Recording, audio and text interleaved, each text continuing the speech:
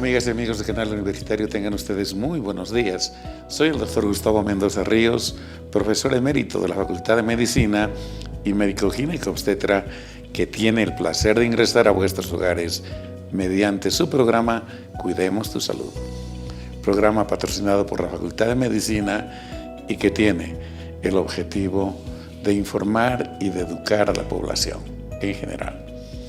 Pues tocamos siempre problemas vigentes y que hacen a la epidemiología nacional entre las enfermedades prevalentes del país.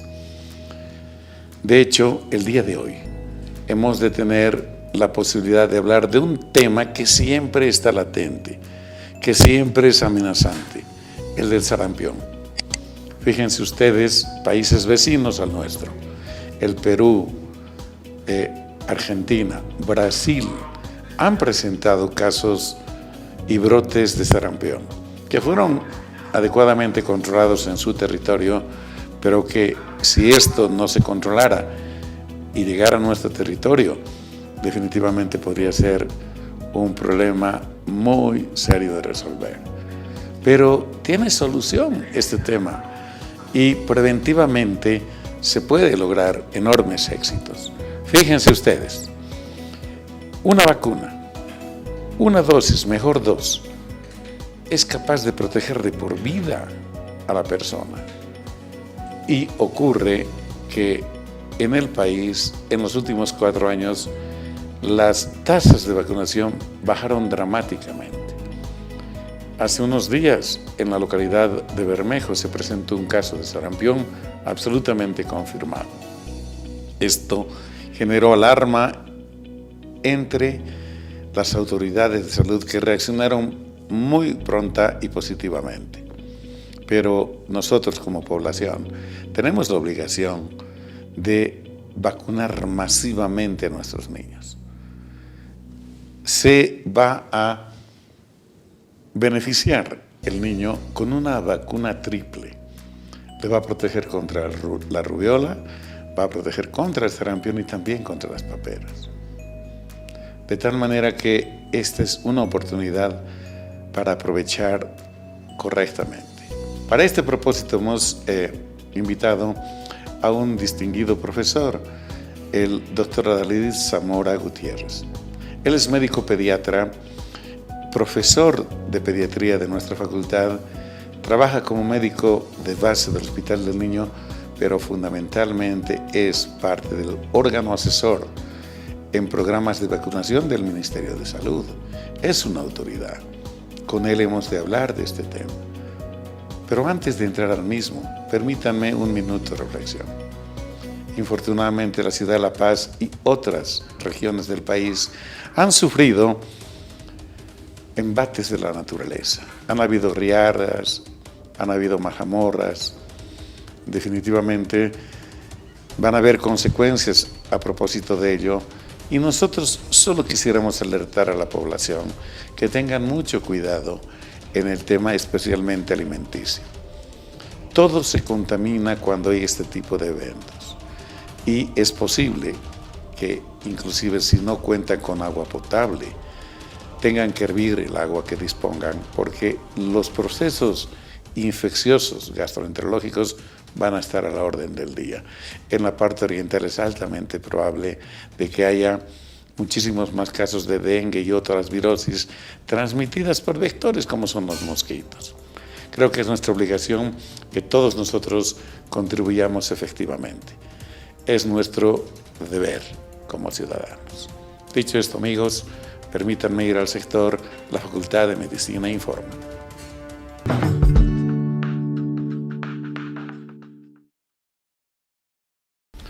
Amigos, en esta nota ustedes observarán cómo la Facultad de Medicina, a través de sus autoridades y docentes y estudiantes, están trabajando intensamente para lograr una reforma curricular. La misma que estará acorde prácticamente con la salud universal. Y también se está trabajando intensamente en que esta currícula se desarrolle por competencias. Va a ser algo que va a permitir un salto cualitativo a nuestra facultad. Veamos la nota, por favor.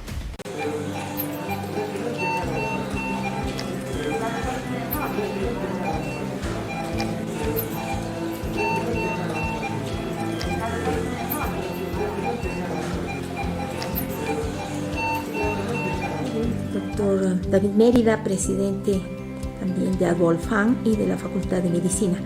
Queremos conocer los avances de este proceso que ha iniciado la Facultad de Medicina junto con Abolfam para contar con un nuevo rediseño curricular del médico boliviano.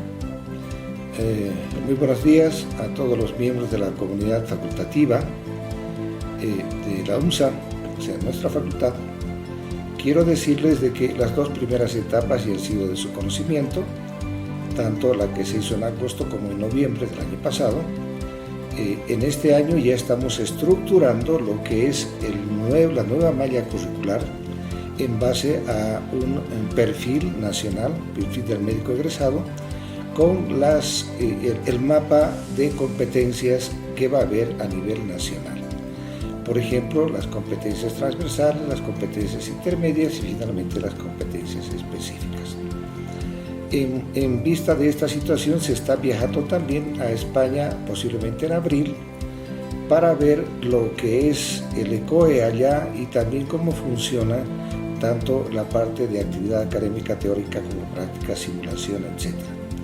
Porque la cooperación española nos está brindando el apoyo para hacer este rediseño curricular que no solamente va a afectar a nuestra facultad, sino a todo el sistema de facultades de la Universidad Boliviana. Estoy hablando de todos los departamentos del país.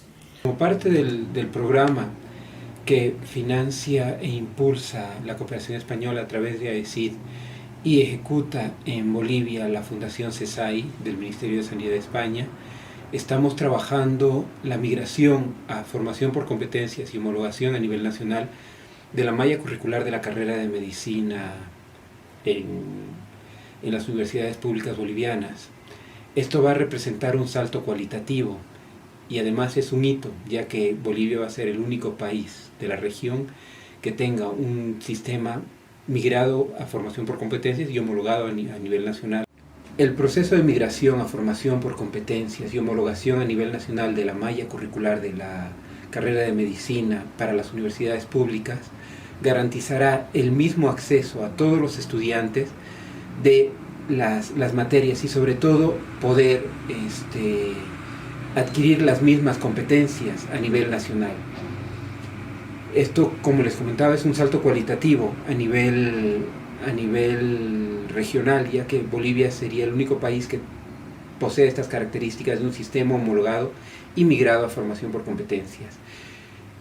Este proceso lo estamos llevando a cabo con Abolfam, la Asociación Boliviana de Facultades de Medicina, que ahora mismo está presidida por el doctor David Mérida, decano de la UMSA.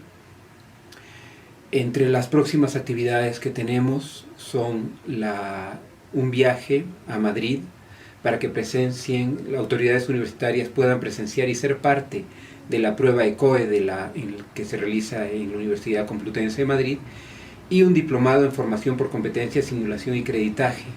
La Facultad de Medicina cuenta con un laboratorio de biología molecular. Este centro se ha convertido en un centro nacional de referencia, especialmente en enfermedades hematológicas. La leucemia entre las más importantes. Veamos la nota, por favor. Adelante.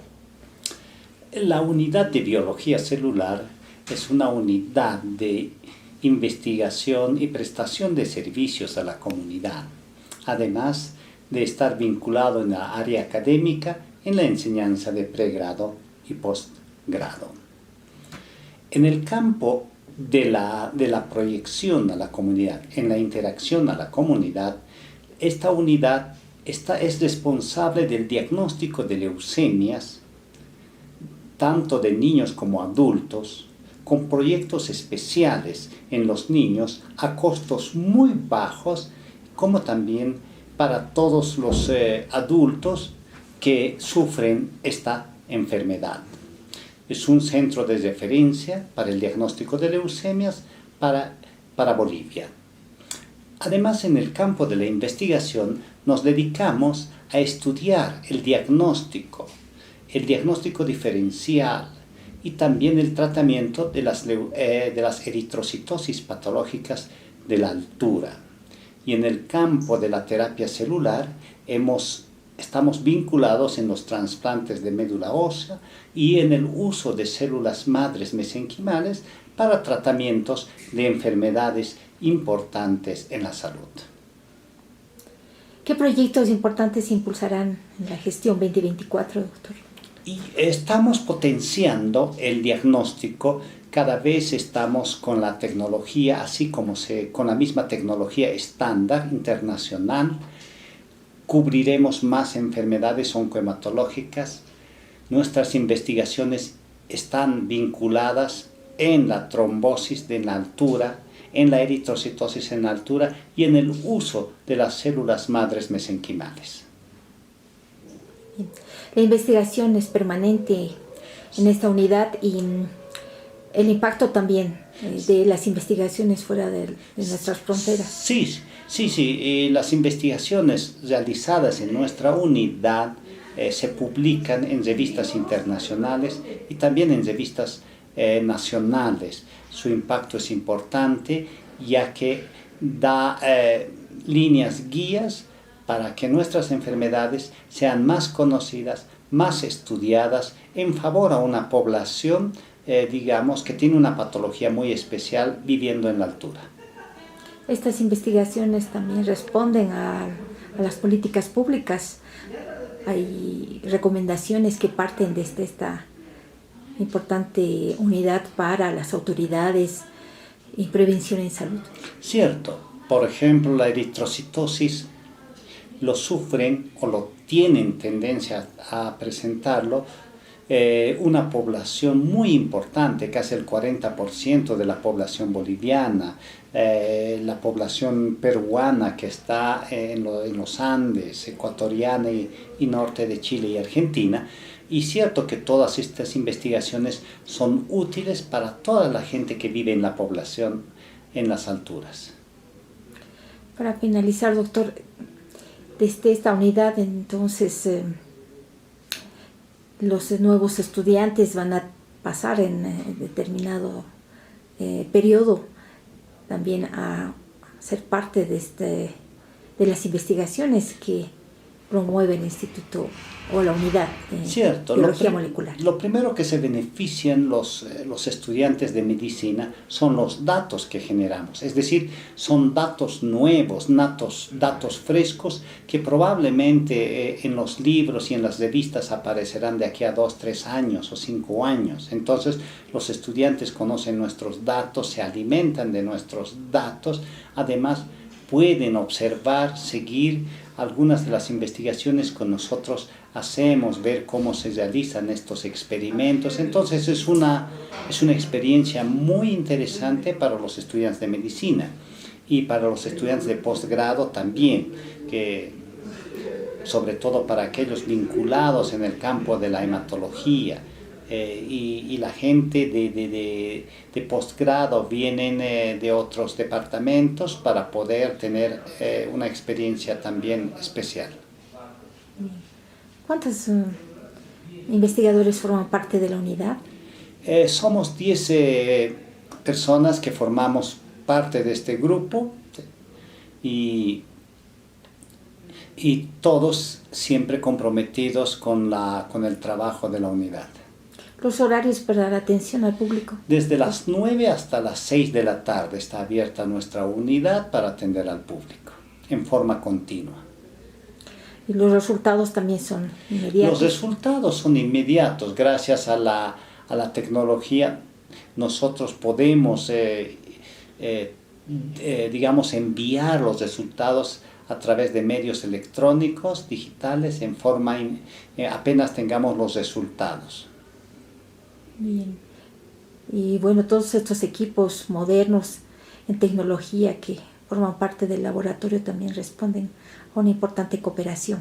Cierto, en este trabajo entra muchísima la cooperación, sobre todo la cooperación italiana, muy comprometida con el diagnóstico de las leucemias. Estás viendo Cuidemos tu Salud.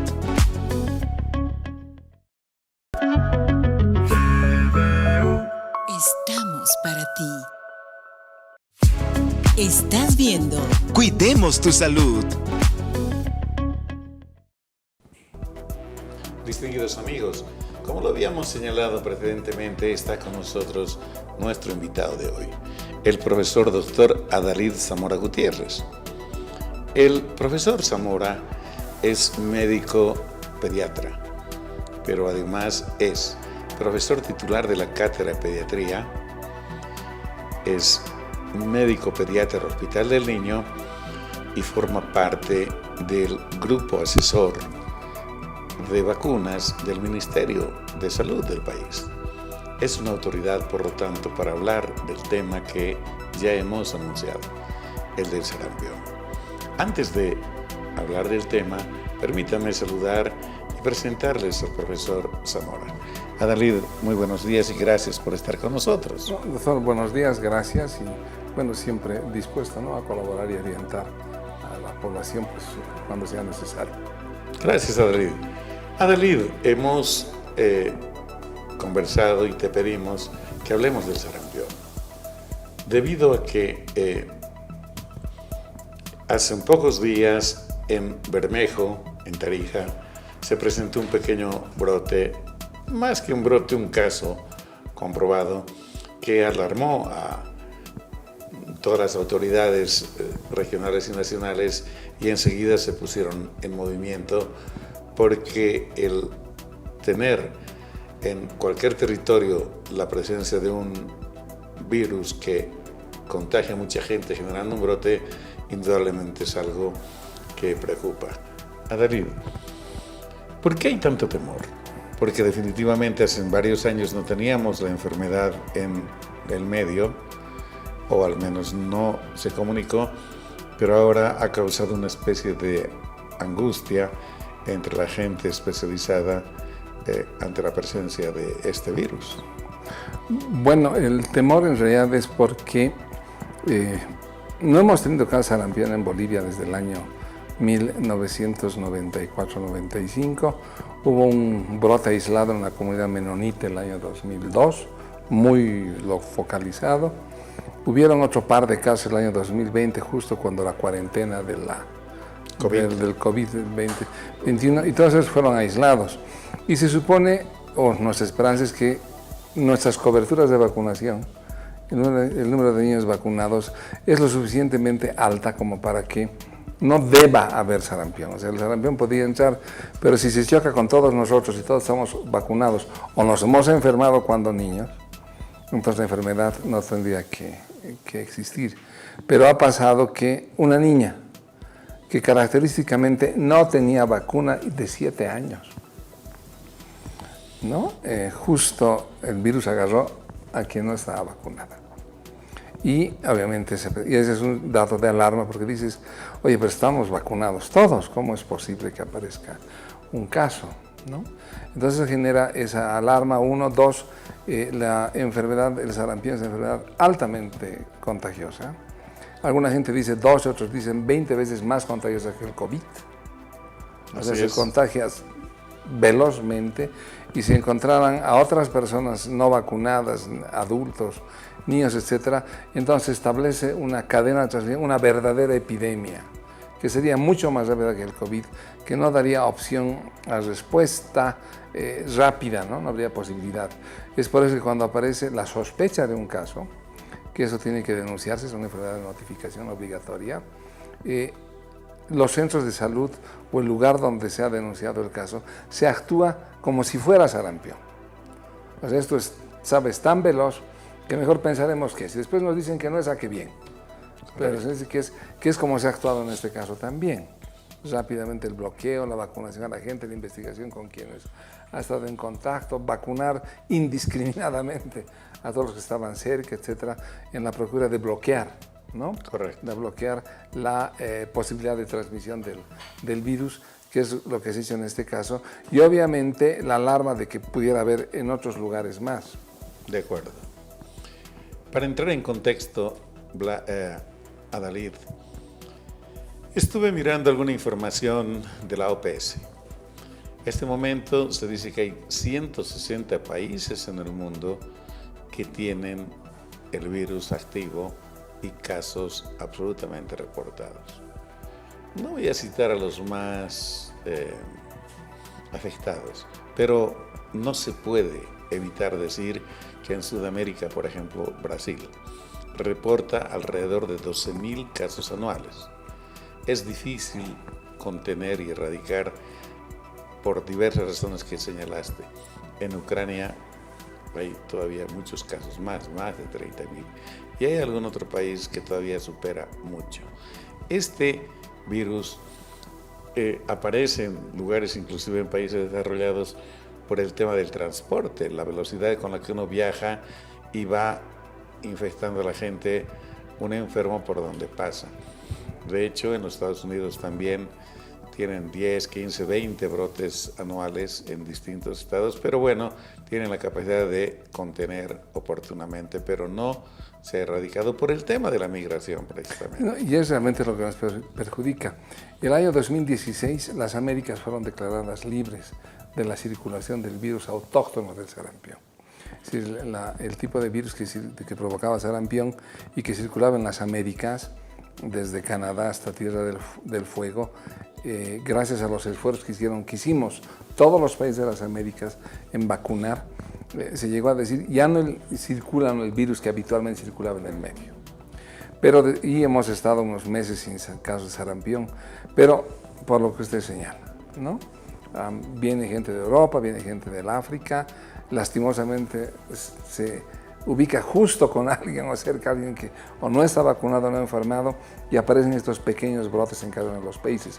O sea, son importaciones de sarampión, si ese es el término, y que nos ponen obviamente en riesgo, y gracias a una investigación viral en epidemiología molecular se puede identificar el virus de dónde ha venido. Se ha venido del África, se ha venido del Asia, del brote de Ucrania, del otro brote, y por la facilidad de transporte. No se olvide que llegar de Ucrania aquí toma 24 horas, 30 horas. Correcto. Entonces, asumiendo de que alguien viniera, entonces esta situación se da. Y nosotros hemos ganado como región al resto de las regiones del mundo. Exacto. Y el gran inconveniente con Europa es que hubo un escándalo feroz a partir de una publicación que es una revista muy prestigiosa, el Lancet, a finales del siglo XX, donde el Lancet, a través de un doctor Wakefield, que era inglés, publicó el riesgo que podía haber de que la vacuna contra sarampión produzca autismo. Listo. En la mayoría de los países de Europa, ninguna mamá quería que le vacunen a su niña contra el sarampión. Correcto.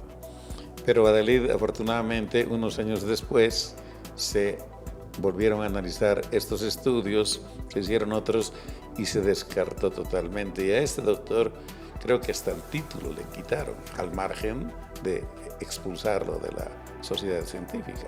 Claro, o sea, felizmente se pudo demostrar por muchos múltiples estudios que eso no era evidente.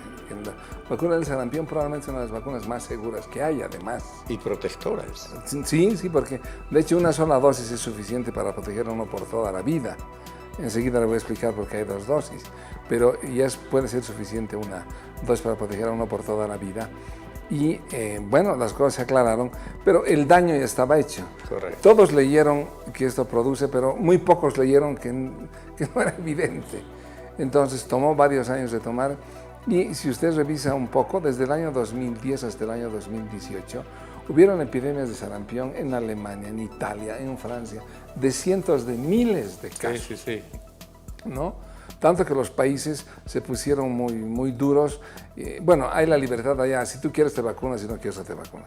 Pero en sarampión se pusieron muy duros y dijeron, o se vacunan o su niño no va a la escuela, no va al parque, no va, usted si quiere no lo vacuna.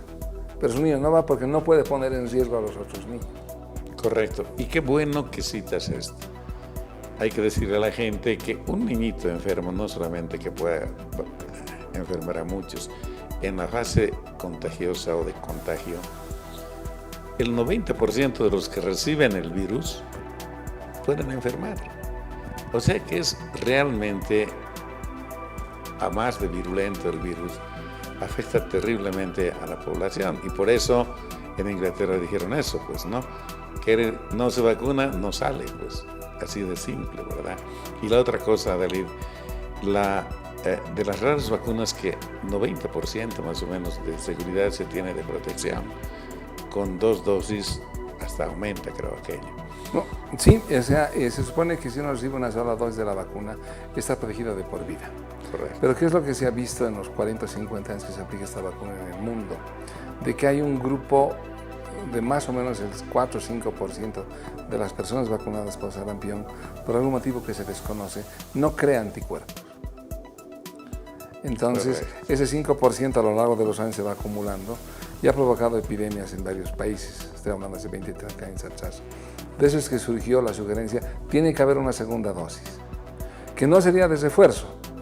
Pero como no sabemos cuál es el protegido y cuál no, y es una vacuna tan segura, pondremos la vacuna a todos. Si le ponemos la vacuna a todos, a ese 5% le vamos a crear inmunidad con esta segunda dosis, ¿no? Y eso es lo que se está verificando hasta ahora. La protección aumenta precisamente y casi, porque no se olvide que el 5% de ese 5% tal vez igual no alcance protección. Claro. Pero ya es tan ínfimo el número y actúa la inmunidad de rebaño, entonces que ese niño o esa persona no vacunada resulta igualmente protegida porque el resto está protegido. Correcto. Ahora vamos al meollo del asunto. Es una vacuna realmente muy buena. Esta vacuna, amigos, protege de forma magnífica a todas las personas, porque además el virus es muy contagioso. Entonces, Adalid, en estos últimos años, en América y en el mundo, se dejó de vacunar a los niños por el tema del COVID y otros problemas. Bueno, el COVID, una de las situaciones que causó fue... Y entonces las coberturas bajaron dramáticamente. Por lo tanto, no sabemos, pero seguramente hay una gran población que está sensible o no está vacunada, es sensible al virus y puede enfermar. Mi pregunta es, ¿se puede esta vacuna administrar generalmente a menores de 2 años y entre 2 y 5 años? Hay en esquemas, ¿no? Dependiendo. Pero en algún caso, inclusive en Inglaterra precisamente, se ha vacunado hasta menores de 15 años cuando se generó el brote.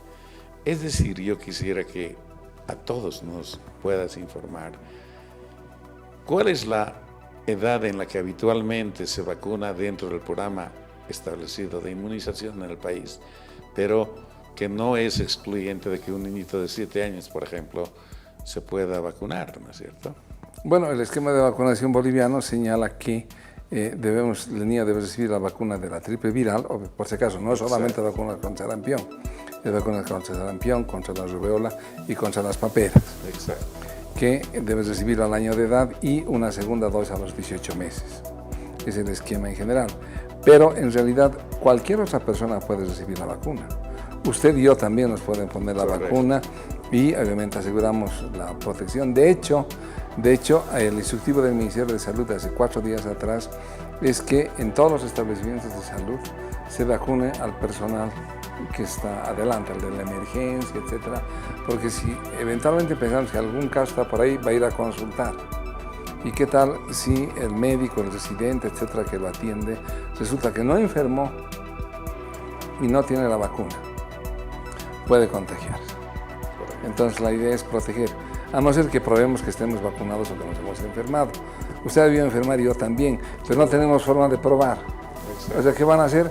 Nos van a aplicar la vacuna. Pero no es mala tampoco la vacuna. Refuerza nuestra inmunidad, mejora y obviamente asegura la protección de la salud de todos, ¿no? La última pregunta en este marco del contexto. La gente no ha visto sarampión. Los papás que son papás los últimos 15, 20 años, no han visto el drama del sarampión. Yo recordaba con el doctor Héctor Mejía, con el que conversamos de vacunas en general, que hace 30 años el hospital del niño y otros hospitales estaban llenos de niñitos con sarampión, pero complicado. De tal manera que esa era la patología más frecuente que había que atender. Y dicen los reportes que la letalidad en algún momento llegó al 10%. Es decir, de 100 niñitos que enfermaban, 10 podían morir. Bueno, sí, esa era la realidad en ese entonces.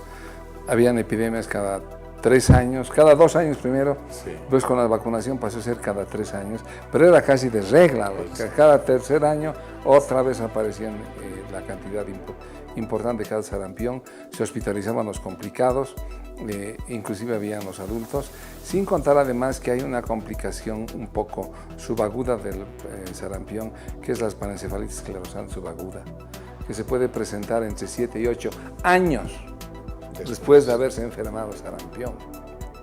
Entonces, todo ese tipo de problemas se evita por una medida tan simple que después del agua potable y el alcantarillado es la medida más costo efectiva de salud pública, que es la vacunación. Estamos de acuerdo. Realmente creo que la gente debe valorar el beneficio que se logra cuando se inmuniza a los chicos. No hay duda ninguna. Yo recuerdo todavía que las causas más frecuentes de muerte de los chiquillos menores de 5 años eran infecciosas.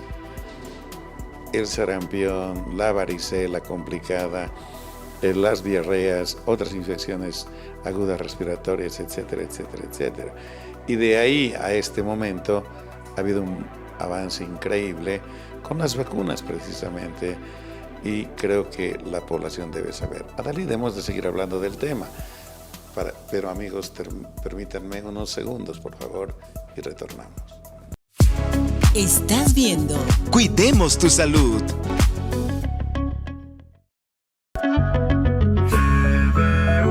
Estamos para ti.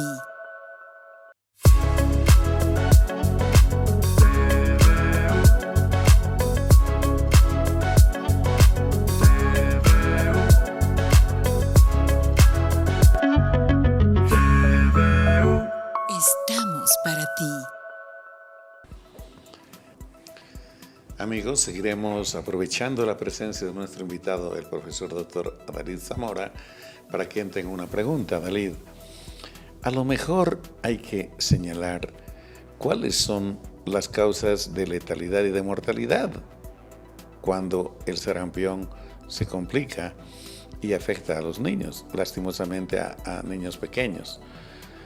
Por ejemplo, una complicación severa es la encefalitis. La encefalitis sarampionosa o postsarampionosa. ¿Qué es aquello, de forma muy breve, esta infección en el cerebro, en las meninges? Bueno, en realidad todas las infecciones virales hacen viremia, es decir, los virus terminan circulando por absolutamente todo. Exacto. Solo que en algunos casos, como pasa con el sarampión, inclusive con las paperas, etc., el virus puede quedarse, si vale el término, en el tejido, en este caso cerebral, y provocar una inflamación del cerebro, ¿no? Que obviamente es mucho más difícil de curar. Hay que esperar a que siga el proceso, que puede durar varios días, y la recuperación, si bien existe y puede que no muera el niño o la persona con encefalitis, puede quedar con alguna secuela, ¿no? Entonces a veces uno dice, tal vez sería mejor que hubiera pasado el ocho y no quede con secuelas. Pero esa es una complicación. La otra, la más frecuente, definitivamente era la neumonía. Exacto. La neumonía postsarampionosa, tanto que cuando se introdujo la vacuna contra el sarampión, las muertes por neumonía disminuyeron en 1/3. Exacto, inmediatamente prácticamente. Entonces, y además afectaba a niños de todas las edades, o sea, 9, 10, 12 años podía morir igual con la neumonía sarampionosa o postsarampionosa. Después había la enteropatía perdedora de proteínas, es decir, se afectaba el intestino del niño con diarreas, pero diarreas que le hacían perder proteínas y que lo desnutrían severamente en un par de días. Correcto. Y sobre el desnutrido puede pasar cualquier cosa y el riesgo de muerte aumenta exponencialmente. Digamos, otras complicaciones no tan terribles era la otitis, la sinusitis, que también podían actuar. Obviamente, una otitis mal tratada, mal curada, podía quedar inclusive con riesgos de hipoacusia, ¿no? De algún grado de sordera para más adelante. Entonces, cuando uno piensa en que hay todas estas complicaciones, algunas más graves, inclusive mortales que otras, uno dice, si la vacuna puede evitar todo eso, sigue siendo ganancia. Ahora, cuando el sarampión enfermaba a un niño ya desnutrido, Claro, era peor. absolutamente, le agravaba todos los males, inclusive si ese niño tenía problemas con la vitamina A, podía quedar ciego por perforación corneal. La suma de sarampión más hipovitaminosis o vitaminosis A en un campo de desnutrición. Correcto. Entonces, realmente, todos los males que podían llevar a esto, que se han superado y que, le diré, doctor, con algo de pena, muchos colegas no creen. Porque no han conocido. Porque no han visto.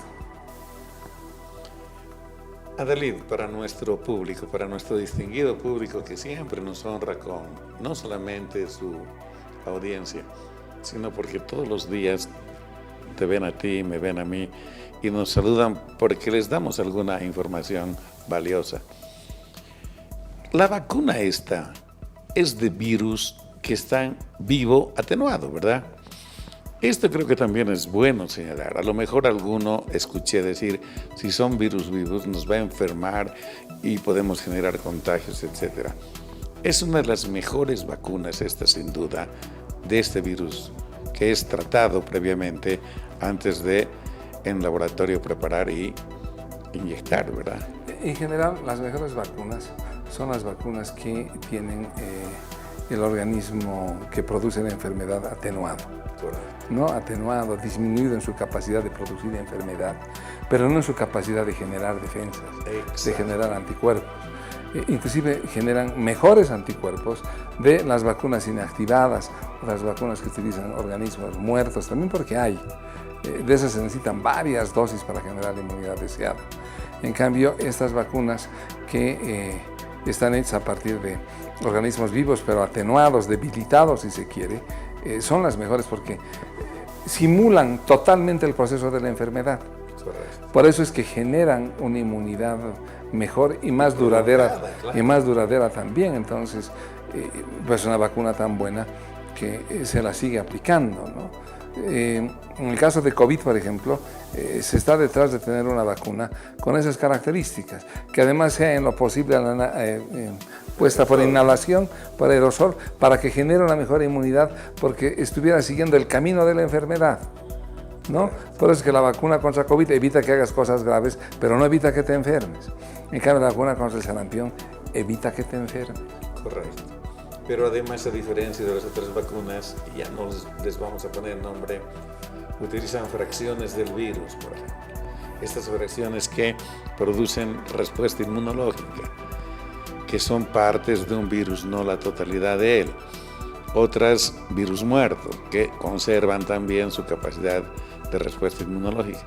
Pero estas que son de virus vivos y atenuados, tienen por qué ser las mejores. Y afortunadamente, esta vacuna triple que le ponen a los niños contra el sarampión, la rubiola y la coqueluche o pertussis, contra la papera, son de la misma categoría de virus prácticamente, ¿no es cierto? Por eso son tan efectivas. Sí, particularmente la vacuna contra sarampión y rubiola, como decíamos antes, protegen prácticamente de por vida, ¿no? Correcto. La vacuna contra parotiditis no es tan ideal, No. pero bueno, ahí está y le ayuda, y en el momento más crítico de la vida, que es cuando el niño es menor de 5 años, lo protege, que es lo importante. Y también a los mayorcitos, para que a lo mejor el proceso de la enfermedad no sea tan severo como siempre. Adalid, ahora sí le explicaremos a la gente cómo es que el virus, la enfermedad, se adquiere o cómo se transmite, es decir, lo mismo, y cuál es la clínica, la sintomatología que presenta. Bueno, el primer dato es fiebre, ¿no?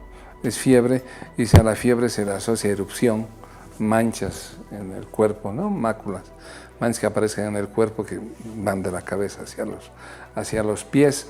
Entonces, una enfermedad febril eruptiva ya es un dato de sospecha de sarampión. En el caso de sarampión se le añade conjuntivitis, inflamación de las conjuntivas, se le añade la moquera, la coriza, la rinorrea, ¿no? Y la tos, ¿no? Que hacen digamos, el cuadro típico de sarampión, que después de unos 6-7 días de fiebre no se manifiesta con la situación. Ahora, por si acaso, el niño puede ser contagioso, o la persona con sarampión, 3 o 4 días antes de que brote. O sea, yo puedo haberme contagiado de sarampión, haber comenzado ya enfermado de sarampión, estoy con fiebre y me molesto, parezco resfriado, todavía no me ha aparecido el rash, pero ya estoy contagiando. Esa es la idea por la cual cuando aparece un caso ya hay que ejercer los bloqueos y todo, ¿no? O sea, antes de confirmar inclusive que el Y caso... sigue contagiando unos 4 días después. Después, claro. Entonces, es por eso que cuando hay un caso sospechoso de sarampión, lo primero que tiene que hacer el centro de salud, el padre, todo, ante la sospecha, es aislar a ese niño, para que no contagie al resto, a otros, hasta que se aclare muy bien si eso no es sarampión. Si es sarampión va a ser correcto, absolutamente correcto hacer esto. Estas situaciones clínicas que eran muy típicas, que los que hemos visto sarampión veíamos varias veces, es la aparición de las manchas de Koplik que se veían en la parte de adentro de la mucosa senasal, que uno miraba y decía, le van a hacer la erupción de sarampión mañana o pasado mañana. Un dato que era de los pocos datos realmente patognomónicos y que hasta ahora se mantienen en toda la literatura, ¿no? Si aparecen esas manchas es o va a ser sarampión seguro, ¿no? Parte de lo que era el estudio de la clínica en ese entonces. Y sigue pasando, ¿no? Sigue pasando igual. Amigos, es muy interesante lo que dice el profesor Zamora. Es increíble, uno mira las fauces, la boca del niñito, del pacientito, y encuentra unos puntos rojos, ¿no? Unas manchas rojas, a veces con un centro entre azul y blanco. Y uno dice, esto va a ser sarampión, o es sarampión. Las famosas manchas de Koplik, nunca me olvido. Pero esta es la clínica. Este niño, ¿cuánto tiempo antes adquirió el virus o le transmitieron el virus? Porque hay un periodo que se llama de incubación. El periodo de incubación del virus puede ser desde los 6-7 días hasta los 21 días inclusive. Entonces, como en el caso que ha pasado en Bermejo, cuando se investiga cuándo pudo haberse contagiado, entonces desde el momento en que le aparecieron las manchas, que es lo que todo el mundo se acuerda, cuando le aparecieron la erupción, se tiene que contar 21 días hacia atrás, ¿sí? Y ahí podría ser el periodo probable de contagio. Entonces, por eso que cuando hay una situación como esta, se establece en el sistema de salud todo un equipo que va investigando todo esto y están contagiosos de la enfermedad para ver de dónde pudo haber venido la enfermedad, con quién se ha estado en contacto la persona, si esas personas están vacunadas o no, y si no están vacunadas o no es segura su vacunación, vacunarlas, porque la idea es bloquear, ¿no es cierto?, la circulación de un virus que como ya hemos comentado es muy, muy contagioso. Entonces se hace toda esa investigación, pero es muy importante establecer la línea de tiempo, ¿no es cierto?, del proceso de sarampión, que comienza cuando teóricamente pudo haberse contagiado. Correcto. Y sin ánimo de alarmar, este caso de Bermejo de Tarija estuvo unos días, un par de días creo antes, por el alto, ¿verdad? Porque bueno, hizo un trayecto largo hasta llegar a su casa. Seguramente es un caso importado, porque como bien decías, 20 días antes, 21 días antes, habrá adquirido el virus y estando en casa es que se expresó el mismo. Probablemente, no sé, algún turista europeo, no tengo idea, probablemente tuvo contacto con la niña en el Alto, es probable, o fue en Bermejo, ya eso no se sabe. Correcto. Pero la investigación ha sido tan exhaustiva y lo que las autoridades que han hecho muy bien de vacunar en el Alto, en el trayecto, en Bermejo, en Tarija, y se dijo, bueno, vacunaremos todo el país. O sea, en este momento es la medida más adecuada. Este es el momento preciso, David, para que le digas a la gente que vacunen a sus hijos de sarampión, de la triple, porque el beneficio es inmensamente más grande que el costo y que es una obligación además ética, moral, civil, porque los niñitos dependen de sus papás, pues. Y si los papás no actúan en consecuencia, los únicos damnificados serán los niños. Yo creo que nos están alertando las circunstancias para que todos hagamos vacunar a nuestros niños. No importa si tienen ya 7 años, si no se han vacunado previamente. Estoy seguro que en los últimos 4 años ya, estos niñitos no han recibido vacuna, por las razones que ya conocemos. El daño que nos ha provocado la pandemia de COVID. No, yo creo que es importante alertar a los papás que la vacuna es una acción muy importante para prevenir sarampión. Si el niño ya tiene una dosis, pónganle la segunda. Si ya tiene 2 o 3 dosis y la campaña pasa y le van a poner la cuarta, no hay ningún inconveniente. El niño puede recibir varias dosis a lo largo de su vida. Es la seguridad que tiene esta vacuna. Pero con mayor razón, si no has recibido ninguna, ¿cierto?, es ofrecerle esta protección. Así que convocar, ¿no es cierto?, a todos los papás a su niño de 1 año, llévalo a vacunar. Si ha recibido la primera dosis, que reciba la segunda dosis. Basta un mes de espacio de tiempo entre la primera y la segunda dosis para considerar a ese niño absolutamente protegido. Entonces, si ese fuera el caso, uno podría hacerlo si es que tiene la oportunidad, ¿no?, de recibir una vacuna que, insistimos, es muy segura y que además tiene el beneficio añadido en el caso del sarampión de proteger contra rubéola y proteger contra las... Bueno, parotiditis tenemos nosotros, paperas es como se conoce popularmente. David, tal vez también decirle a la gente que si ve que su hijo, que parece que está cursando con un proceso gripal, con rinorrea, o sea, con moquito, con conjuntivas inyectadas, a veces no pueden mirar ni el sol, y presenta manchas, erupciones, manchas rojas, y a veces como de picadura de pulga, ¿no? Pápulas, decimos nosotros, consulten al médico. Que no guarden el caso, es mejor descartar y se puede confirmar la presencia del virus, ¿verdad? Sí, de hecho el instructivo es toda enfermedad febril eruptiva, no vesicular. ¿A qué se refiere eso?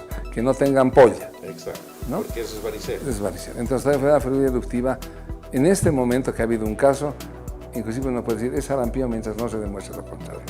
La única forma de demostrar lo contrario es que acudan a la consulta, que le tomen la muestra, le tomarán una muestra de hisopado faríngeo, le tomarán una muestra de sangre para rápidamente saber por vía del RCP, por vía de las inmunoglobulinas, saber si es o no es sarampión, y la respuesta también es rápida, ¿no? ¿Esto podemos hacerlo en el medio? Sí, definitivamente, ¿no? Definitivamente. Lo único que no podemos hacer en el medio es la secuenciación del virus identificado, que nos diga lo que hablaba hace un rato, ¿no? Como para de dónde está viniendo. Pero el resto que sí que lo podemos hacer. Correcto. Amigos, hemos de pedirle al profesor David Zamora que nos hable del tratamiento, si existe, pero ahora permítanme ir a un pequeñísimo corte y estamos de retorno enseguida. Estás viendo Cuidemos tu Salud.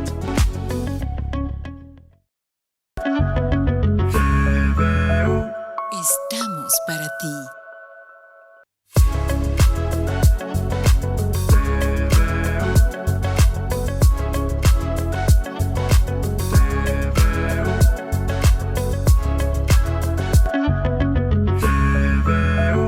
Estamos para ti. Adalid, creo que todo el mundo comprendió el cuadro clínico y ahora viene la pregunta más complicada. ¿Qué tratamiento se instituye? Porque el tratamiento antiviral no es precisamente el camino. No, no en este caso, pero también como la mayoría de las enfermedades virales no tiene un tratamiento específico, ¿sí? Correcto. Como la mayoría de las enfermedades virales, digamos que es autolimitada, dura 6-7 días, el proceso de descamación y todo. ¿Qué es lo que hay que hacer? El tratamiento sintomático, ¿no? El antitérmico, el paracetamol si es que hay la fiebre, y una vigilancia sobre la posible aparición de complicaciones. Sobre todo si es que el niño tiene alguna situación de base, tiene algún problema nutricional, etc., la probabilidad de complicaciones aumenta. Entonces, es la vigilancia de este proceso. Y ya desde hace muchos años se recomienda que el niño reciba una megadosis de vitamina A, ¿no? Una megadosis de vitamina A habla de 100.000, 200.000 unidades de vitamina A que debe recibir, si vale el término, de una sola vez, de tal forma de mejorar el funcionamiento en general de su organismo, pero fundamentalmente de los epitelios. Porque además muchos niños, no sabemos, pero pueden tener una base de hipovitaminosis A. y en los niños con hipovitaminosis el sarampión todavía es más agresivo, ¿no? Entonces, esa es la recomendación internacional y la vigilancia. Pero fíjense aquí cómo es más importante que digamos que el caso de sarampión, que puede que vaya a tener una buena evolución, porque el niño tiene una buena alimentación, es bien cuidado, etc., es muy poco probable que se complique. Es más importante las probabilidades de contagio que este niño tiene, que otra vez, ¿por qué? Porque eso es lo que puede desencadenar todo un brote epidémico, ¿no? Entonces, ambas cosas tienen que hacerse: el tratamiento, el cuidado y la vigilancia del niño, y obviamente la prevención de la posibilidad de que pueda contagiar a más niños. Es sintomático, perfecto, yo creo que eso está claro. El médico va a regular lo que se debe hacer, cualquier antitérmico puede ser importante, menos aspirina. Sí. Yo creo que esto hay que recalcar muchas veces. Por favor, Adalid, ¿por qué no debemos usar aspirina, especialmente en los chiquitos menores de 5 años? Ya no se recomienda aspirina hace 20 o 30 años atrás. Pero sigue habiendo propaganda de aspirina, la aspirineta. Sí, no debiera ser. El ring chiquito sigue habiendo. Sí. En los procesos virales, fundamentalmente, no tienen que haber, particularmente en los eruptivos, porque el riesgo de que pueda producirse una alteración metabólica muy importante a nivel hepático y cerebral, que es el síndrome de Reye. Sí. De Reye. Entonces, no debe ya utilizarse aspirina ni aspirineta en niños en enfermedades febriles. Todavía puede ser útil en indicaciones muy específicas, pero definitivamente ya no en enfermedades febriles, menos enfermedades febriles eruptivas. Correcto. ¿No? Entonces, proscrito, pues el paracetamol sigue siendo el mejor aliado que tenemos todos, médicos, familia, ¿no? Como para poder tratar la molestia principal, como es la fiebre en los niños. Correcto, hay otros similares que ayudan y que, claro, habrá que dosificar correctamente y no abusar de ellos, porque nada es inocuo, todo tiene siempre su otra cara. Pero lo de la aspirina me parece muy importante. Y yo quería enfatizar, porque reitero, sigue habiendo el rin chiquito, que son 100 miligramos de ácido acetilsalicílico, y que a muchos antiguos se nos quedó aquello como la tabletita de aspirina para los niños. Hoy, para lo único que nosotros usamos es para la prevención de la preeclampsia en mujeres con factores de riesgo, comenzando con el primer trimestre de embarazo. Y los cardiólogos usan precisamente para evitar eventos agudos, ¿no?, de obstrucción, especialmente coronaria, por la capacidad antiplaquetaria, antiagregante plaquetaria, mejor dicho, que tiene el producto, aunque la dosis es un poquito más alta. Yo creo que eso es muy importante, pero vale la pena consultar al médico, no solamente ante la eventualidad, sino para que se haga control del niño sano, para que se vea si el esquema de vacunación completamente se ha cumplido, etcétera, etcétera, etcétera. Porque no hay nada más preciado, creo, que el hijo, ¿no?, del que uno es papá y del que el niño depende definitivamente. Yo creo, doctor, que uno de los méritos más grandes que tiene el esquema de vacunación de Bolivia es que es el esquema de vacunación de prácticamente todos los países del mundo. Correcto. Lo que se pone en Inglaterra, lo que se pone en Rusia, lo que se pone en Estados Unidos, se pone en Bolivia, y eso ya es un avance importante. Y si llegamos hasta el año o hasta los 2 años de edad, que sería, digamos, el periodo más crítico, y el niño tiene todas sus vacunas, esto incluye obviamente las 2 dosis de vacuna de sarampión, ese niño está protegido de una forma realmente extraordinaria, y eso es algo que todos los papás queremos ofrecer a nuestros hijos, ¿no?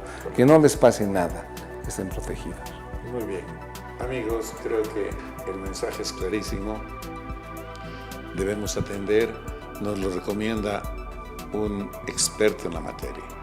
Adalid, a tiempo de agradecerte por tu gentileza, y queremos pedirte que una siguiente vez podamos hablar de otro tema tan importante como este. Tu despedida, por favor.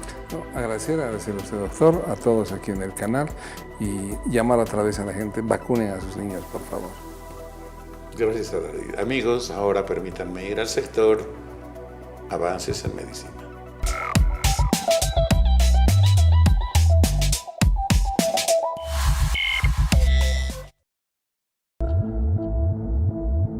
Para prevenir, diagnosticar y curar enfermedades que en otro tiempo eran mortales, la ciencia médica continúa progresando. Junto a la tecnología se busca que los procesos sean menos dolorosos e invasivos para el paciente. ¿Se imaginan que un robot los opere? Así es con el sistema de cirugía robótica Da Vinci. Con sus 4 brazos perfecciona los movimientos del cirujano. Realiza pequeñas incisiones con precisión. Por estas se introducen los brazos robóticos, así como una cámara controlada por un cirujano desde una consola 3D de alta definición.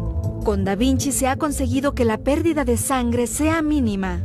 Los pacientes se recuperan más rápido, pues facilita las intervenciones complejas y de difícil acceso, superando las limitaciones de la cirugía laparoscópica. En México se cuenta con 8 equipos de este tipo. La ingeniería genética también ha revolucionado la medicina. Su último exponente son las secuencias palindrómicas repetidas inversas. Son una herramienta molecular utilizada para editar o corregir el genoma de cualquier célula. Permite modificar su secuencia eliminando mutaciones. También inserta nuevo ADN que ayuda al paciente a ser más resistente a enfermedades. El prevenir contagios de virus de inmunodeficiencia humana es otro de los desafíos de la ciencia. La Organización Panamericana de la Salud lleva a cabo en Cuba un programa experimental para proteger a personas con alto riesgo de contraer el virus, que tan solo en 2017 cobró la vida de 1.3 millones de personas en todo el mundo. Consiste en el suministro de una pastilla llamada Truvada. Combina 2 medicamentos en una dosis diaria. De esta forma reducen un 90% las posibilidades de infectarse de VIH. ADN 40. Estás viendo Cuidemos tu salud. Estás viendo Cuidemos tu salud.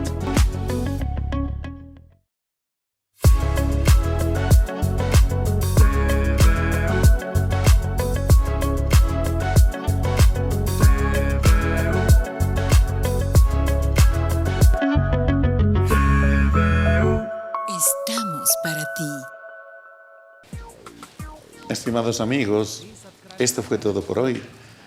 Esperamos sinceramente que la información haya sido de utilidad para ustedes y su familia. Les pedimos, les insinuamos, les rogamos que ustedes hagan vacunar a sus hijos, no solamente contra el sarampión, absolutamente contra todas las enfermedades infecciosas que son capaces de proteger las vacunas. Los niños han de crecer saludables y eso va a ser muy gratificante. También deseamos pedirles que se cuiden en este tiempo de lluvias todavía persistente para evitar exponerse. De hecho, algunos días más hemos de sufrir el embate de la naturaleza, pero podemos afrontar. Seamos solidarios. La gente que necesita de apoyo debiera recibirla de nosotros. De hecho, esto también va a pasar y esperamos que todos podamos recuperar la confianza en la hermosa ciudad en la que habitamos. Que tengan un lindo fin de semana, disfruten de la familia. Que Dios los bendiga y hasta la próxima semana.